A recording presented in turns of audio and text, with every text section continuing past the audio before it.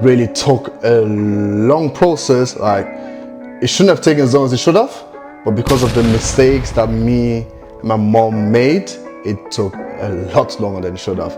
And by the end of this video, I'm actually going to share 3 things with you lot that are actually going to hopefully make things easier for yourself if you're also in the same path of acquiring your council house. Now, to begin with, me and my mom, we already had a property already, but the way, let me give you a bit of context. The way it basically worked was, as we were living in our council house, my mom wanted to buy a house. She was actually the one that, initiated in our household. My dad was against it, I was against it, and my mom was actually the fact that she persevered and went for it without, even though everyone said no, don't do it. So she went ahead with it. Obviously, I helped her with it, saved up and that kind of stuff. Because I was still at uni at that given point. I was just finishing uni, if I remember correctly. Yeah. So, and then we got the first one. Me and my mom put our names both on it, to make things easier to acquire. So we did that. We got the property. Then I asked her, what about the council one? She said she wants to keep it too. I was like, wait, how are we gonna do that? But she basically said she's gonna stay at the council property, while me, essentially, and my other siblings, we're gonna stay at the main property, one that we just acquired. This is now where the issue now happens, where the problem starts, one of the main problems that happened that longed out the process of acquiring the council house when it shouldn't have taken that long. So instead of having my siblings move in with it and stay with it or like jump between both properties, she decided, you know what, let someone else move in with me from the church. The person stayed with and long story cut short, the person didn't want to leave anymore, because we were now essentially, initiated the acquisition with the local council, and they gave us a paper and everything whatsoever. And then as we were getting it, things were working out.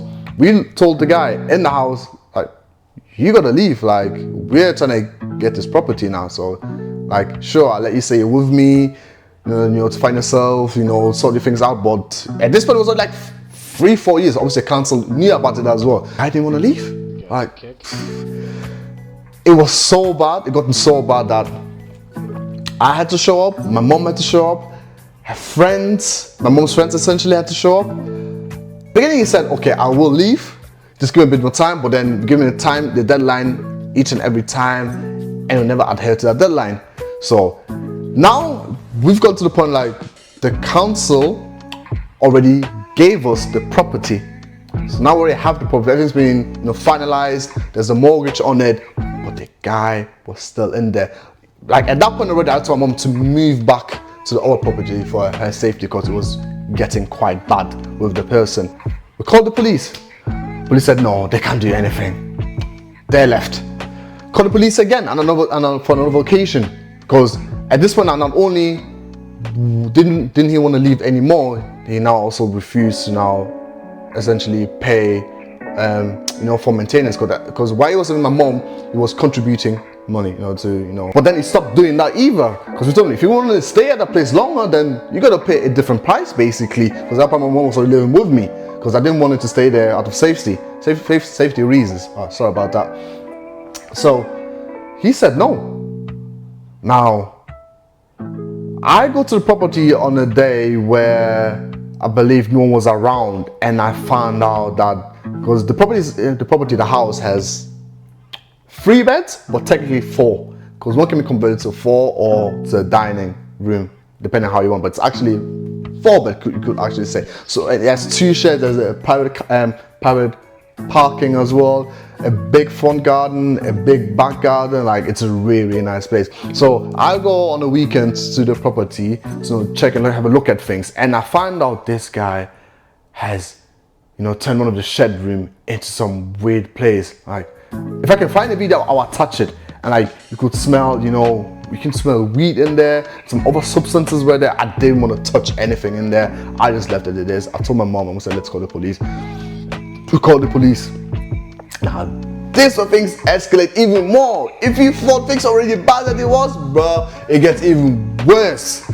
But now, I had a feeling this is gonna get even way worse. I really had a feeling, because the moment the police arrived, it was 3 female officers, and I was like, oh my god, I don't know what is going on, but someone is trying to test me today. I knew I had to be on my best because the moment I got there and I spoke to the person that was living there at that given point, that had my mom let in, the one day we spoke to them, I knew that they weren't going to listen and hear whatever we had to say. Nothing whatsoever. They came out, and as I suspected, it was the case. They said, you can't go there. We don't want you to be near this property ever again. Like, I said, what? It's ours.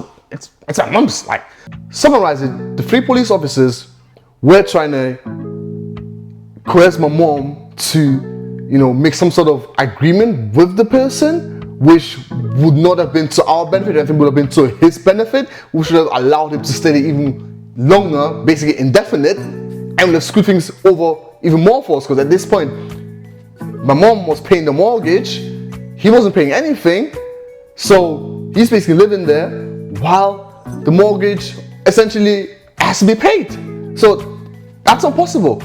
Like, it wasn't going to happen, and I was fuming because at that point I had to, there was stuff going on at my work as well. I sort of basically lost my business, and there was a lot that was going through that period, so I wasn't in the best state of mind about it. So like I said, the police also were trying to coerce my mom to make an agreement with him where they said they should see the police and everything. I said, no, don't do that. Like, that is basically stupid. That's blatantly stupid. Like, don't do that. And I said, no, why not? And then at that point, me and the 3 police officers, we entered a verbal altercation. Like, it was so bad. One of the police officers, I believe the head one, she insulted me. And I actually thought about, reporting it, taking a batch number or something and then report it to the police as some of the harassment. I was like, no, I'm not good enough. I don't want to ruin someone else's job. Like, I don't want to be that kind of person because I believe in karma. So it got so bad that the police officers were going to arrest me, all 3 of them. Like, literally, I knew if I said anything more, they would have made anything up, whatever reason up, to arrest me then they're on the spot. Yeah, I got so angry, so pissed, I just left. I left my mom there because my mom wouldn't listen to me either, which pissed me even more. I was so angry at her and I just left her there, and it was so bad. I was even gonna cut ties with my mom on that day. Like I said, I was going through a lot of things. Like, I lost my business, which I never saw for another day, and I wasn't right at the head state, so it was really bad. My auntie from America and my other auntie that was living nearby at the council property, they both had to call me and speak to me and calm me down and tell me Victor, just forgive her, blah blah, and things like that. And then I was like, oh, you know what, cool, it is what it is. My mom apologized, and we just moved on. So we just had to find a solution. Now fast forward now to the present. My mom and my other auntie, they essentially, managed to figure out the person that initially brought that individual to the country. It turned out he was actually a good friend of my mom and also of my auntie. So they told him what was going on, and he instantly contacted the guy, because not only is he the person that brought him to the country, but they were also very, very close friends. So I was like, oh, perfect. So he told him, and then he apologized for the whole situation. He also explained himself as well. So in hindsight, I also understood what he said. Definitely things could have been managed better. Things could have been done much, much differently. It took so long. There was the issue with not only obviously the council. It takes a long time, the council went back and forth, and then there was the issue with the person that was responsible for helping us, getting a mortgage. That guy was so useless. I had to switch it. I forgot what he was called again. Not the person. The guy that was actually helped us was meant to help us get the mortgage. He was such a pain in the ass. He would never pick up his calls. He would never give us an update, nothing. We had to chase him for weeks. My mom was getting really angry. She was multiple times. She wants to switch it. The broker, yes, she wants to switch the broker. But I had to convince her, look, we're already halfway through. Let's not do it. Let's just, go through it. I genuinely believe that when it came down to it, he would make sure everything went smooth. But just the fact that there was no communication from his side, that really, really irritated me and my mom even more. But luckily, he came through because this was the second property he was, helping us and assisting us with. So yeah. But after this one, I'm never going to use the guy ever again. Never ever. A couple of things that I learned that I actually want to share with people that are on the same path of acquiring a council house. So First one being that I actually didn't know, that my mom actually told me about, was we had a little bit of an issue. Issue was that she was already on an over mortgage with me on our main property, and she wanted to take advantage of the Help to Buy scheme.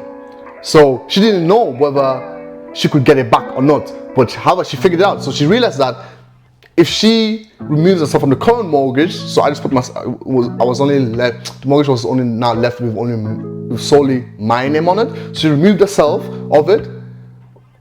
Then she contacted the council, and then she had to apply for some sort of form, but obviously the council guided her, and then you need a solicitor to sign it, so that will allow you to completely remove yourself not only of the mortgage, but also of the system, so that you can now actually, reuse your Help to Buy scheme. So it will look like you never use your Help to Buy scheme to begin with.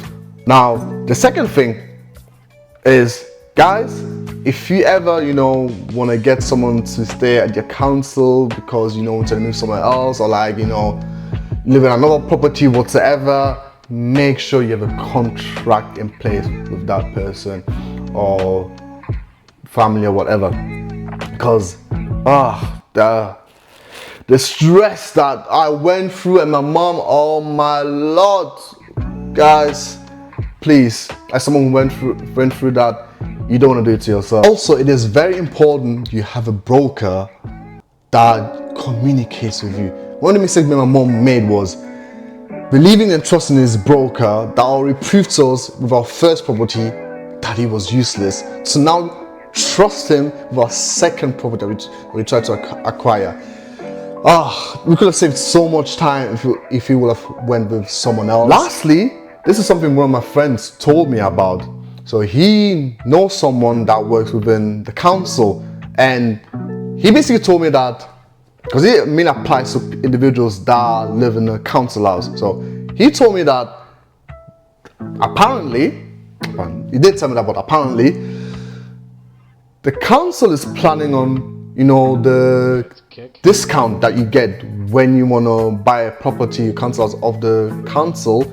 They are planning on discontinuing that. Because usually, if you live at a council property for a certain amount of given time, let's say 5 or 10 years, like, they will discount that, they remove the amount of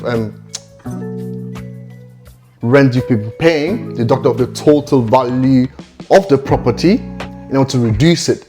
So he said they are planning on discontinuing, due to the fact that obviously there's so many changes with the government trying to raise money and things like that. So that's one of the things that they're planning on discontinuing. So if you're someone who's planning on getting a council house, then I will urge you to get it done as soon as possible before it goes into effect. Make sure you don't make the same mistakes that me and my mom did in the process of acquiring our own council house. With that being said, guys,